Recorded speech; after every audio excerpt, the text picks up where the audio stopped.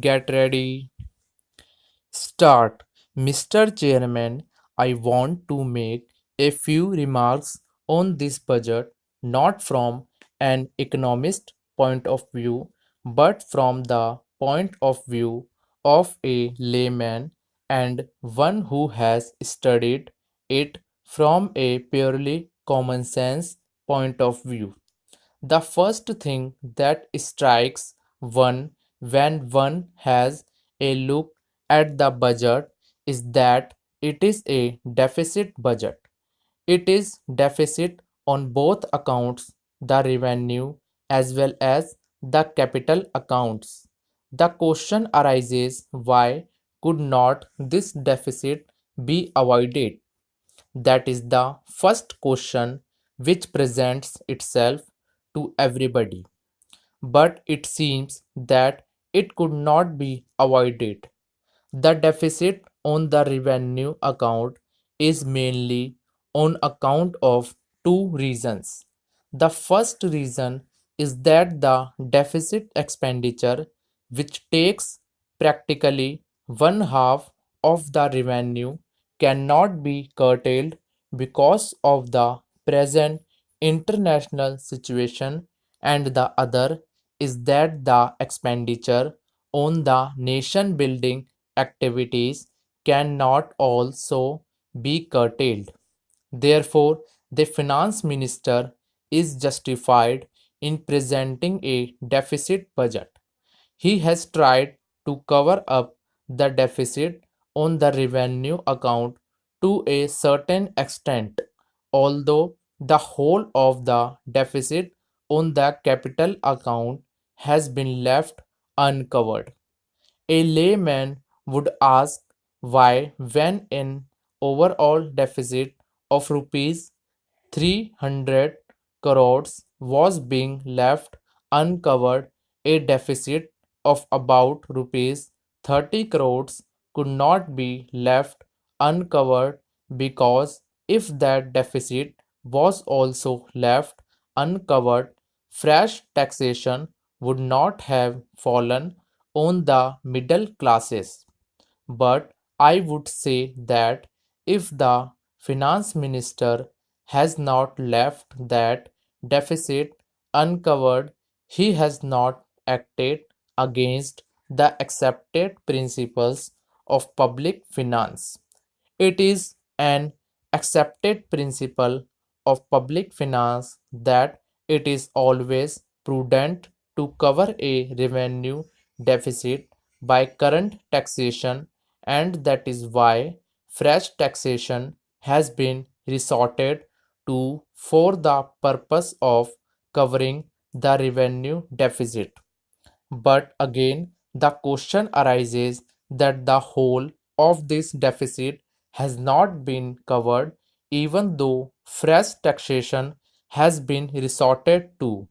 There is still a deficit of about rupees 8 crores which has been left uncovered. I, for one, am not able to find a direct answer for not covering that deficit also. The only reason that strikes me is that probably we have come to the saturation point, and that it is not possible for the finance minister to tap fresh sources. This budget provides some incentives for better production and for the industrialists to come forward and do their best, and to put it negatively, whether the proposals here are such that they do not put a definite disincentive in the way of the industrialists. And the next point from which this budget should be judged is whether it provides for a better and a more equitable distribution of wealth. From the point of view of the first standard I have mentioned, the budget provides for two consensus as incentives to the industrialists.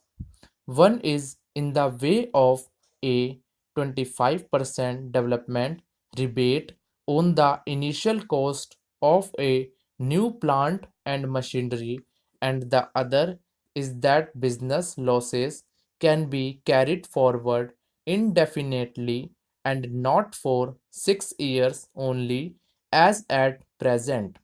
These are consensus, but I feel that they are not very attractive or big consensus. With regard to the second point, whether the budget contains any proposals which will definitely retard production, which may definitely prove to be disintensive, I must say that this budget does not contain any such proposals. Therefore, all that can be said of this budget is that it is a neutral budget.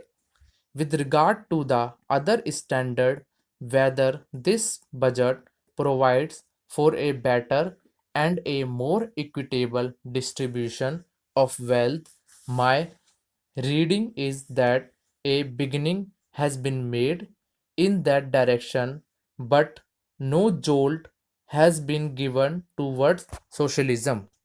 One of the proposals is the lowering of the export duty. This is in the nature of a revenue concession. For the other proposal regarding income tax changes, the trend is only towards rationalization. What has been taken from the unmarried men is tried to be given to the married men. Some slabs have been reduced and some super tax limits have been lowered. This only means that an effort has been made to rationalize things.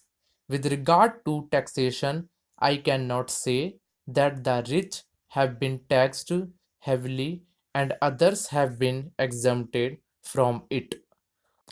On the other hand, taxation has been made to spread on as large a section of the community as possible.